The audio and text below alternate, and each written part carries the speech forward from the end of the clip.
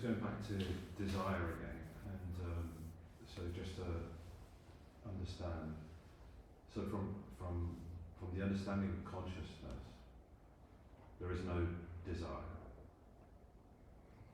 and there is no personal desire. There's no personal desire, because it's not personal. It's already complete. It doesn't need anything. Yeah, but the desire can occur. It would be nice if that could happen. Yeah, but the understanding is that when desire comes from that understanding, it's not the same as when it's coming from something personal. It may appear. There is an illustration of such a desire. Let's say you are expecting a friend to visit you. A good friend you haven't seen him in a long time. And he calls you and says, okay, I arrived at the airport, I'll be here soon. And you say, oh, yes, fine. Then you go down in the street and you want to buy champagne at the liquor store. Unfortunately, the liquor store is closed. You go back home. You had this desire, right? It was impersonal because it was to celebrate with your friend, you see? And then 9 o'clock your friends ring at the door, and he comes, and under his arm, he has a bottle of champagne he has bought at the duty-free thing at the airport. You see, so the desire was impersonal, it was just for the sake of friendship and celebration. You did your best to fulfill it, you couldn't, right? You let go of it, you said, fine, and then it materializes in a way which was unexpected. Yeah, so I understand that, but I'm talking. So the point I'm making is that this desire looks very ordinary. You say, oh, I would like to drink champagne with my friend. But in fact, it was impersonal. Because you could have the same desire even if you didn't believe to be a separate entity. That's a benchmark. The desire which is not predicated upon the belief to be a separate person is impersonal. Exactly. Even if it, for an external observer, it will look the same. Well, he wants some champagne, right? I was kind of. Okay, well, sorry. Sorry, I was just more on a kind of emotional lack. It's like I see in my own experience is that a desire comes up and there's a sense of lack in that desire. Yeah. And then obviously when I start investigating or looking at it, I see it's almost shocking to see the mechanism of it, because it's so automated, and how it perpetuates as well. As soon as, which is so. When I say consciousness, it's almost like when there's the recognition of that.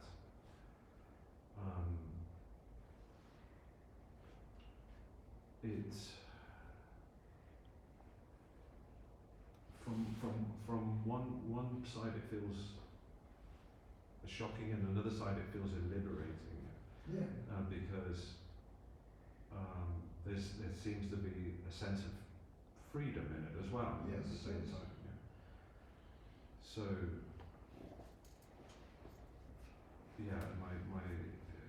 my question was on that side of the emotion, or that lack. Yes, a sense of lack. Desire that comes from the sense of lack. It's a textbook ignorant desire, right?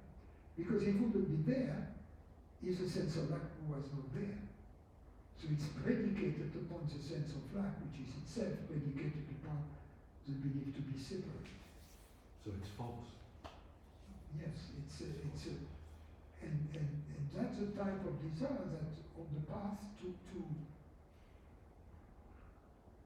the technique about those is to at least postpone its fulfillment.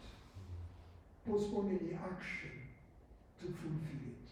And if possible, don't take any action. You see? Because there's always an So that you can experience a sense of lack, see it for what it is, and allow for the sense of lack to tell you the story. And then, if the desire is still there, but at least to stop for a while, to say, okay, I'll fulfill it later, but let's see where it came from, what was there. You see, to become acquainted with this sense of lack, instead of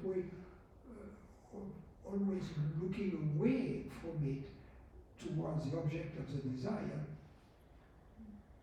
to accept, to observe and study the sense of lack like almost a scientist would study it, you know, as if you had to write a scientific paper about it. So in a sense, in a way, what you're saying is that there's no personal doer there. It's almost like it dissolves. The more that you see it dissolves. It loses its continuity in a way. It takes some time, you know. But perhaps the first time you don't go all the way, but gradually, as you dive deeper and deeper into this observation and investigation of the sense of lack, you will encounter levels of fear, levels of emotion, levels of irrationality, and at the end, it collapses. It's a journey up to the end of fear. It's a journey to, sorry? I didn't hear that last bit. Up to the end of fear.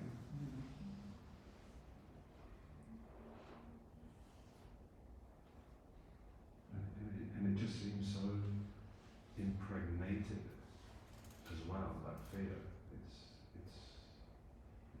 When the more that you see, it becomes, almost alarm. We need to face it. We need to observe it. You need to live with it.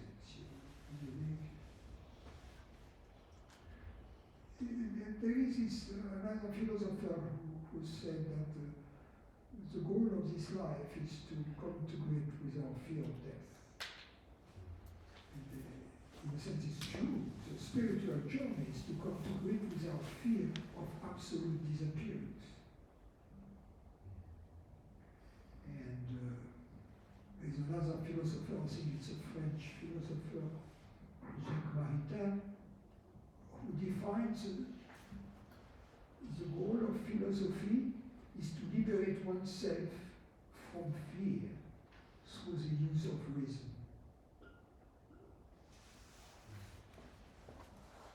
But at the root of all fears, because the fears they have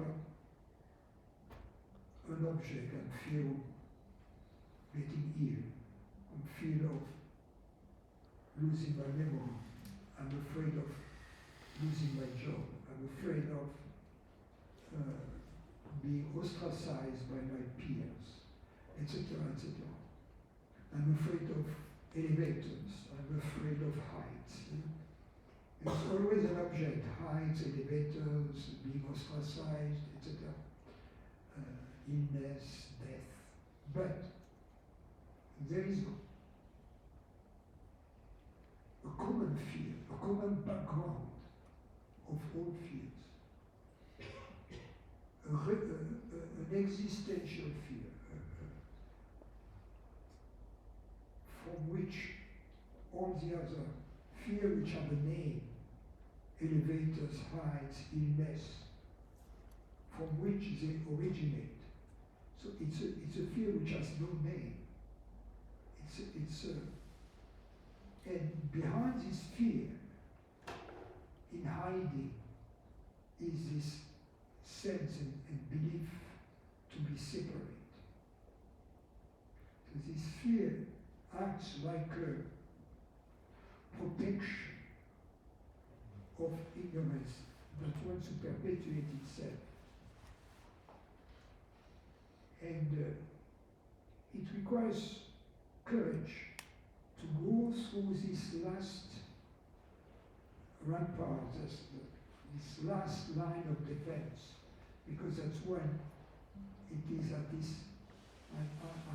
highest. You know, it's like a dictator which has all kinds of lines of protections by the armies and the special forces, and then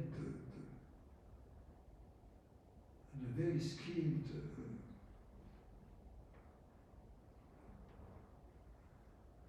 bodyguards. But in fact, once all of these layers have been penetrated, the dictator is just an old guy without any power.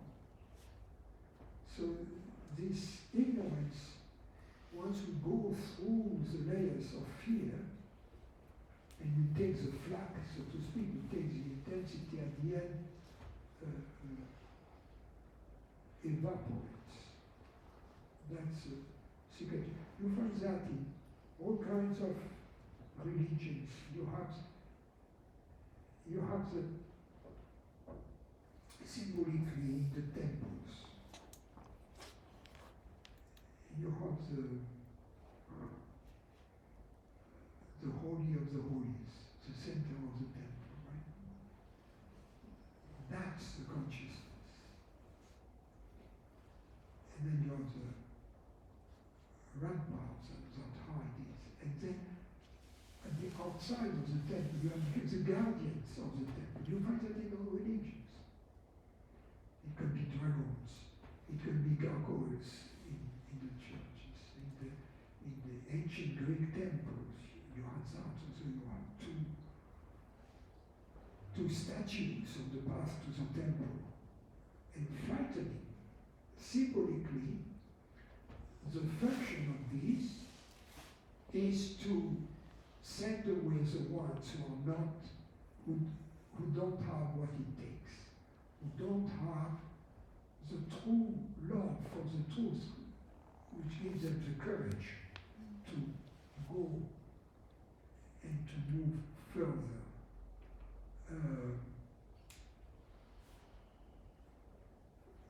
That's also in the myth. You find that that's the journey of the hero. You know, the journey of the hero who kills the Minotaur, for instance. The journey of the hero is the one symbolically who has the courage to go and kill the monsters of ignorance. And this courage is just given by a glimpse, the understanding, the love for the truth.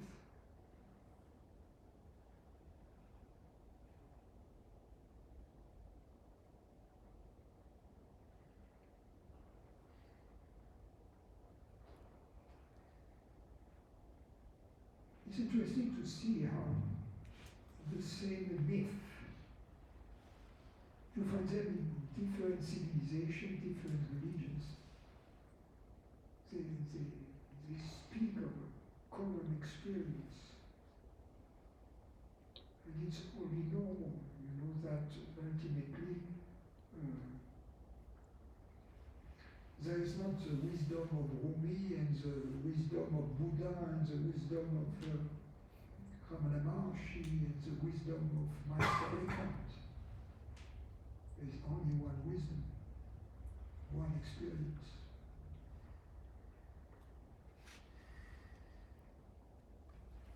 And that's what's been given. That's that courage is consciousness. Yeah. And that's the love for the truth, the desire for the truth. The desire for the truth is the only prerequisite for the journey.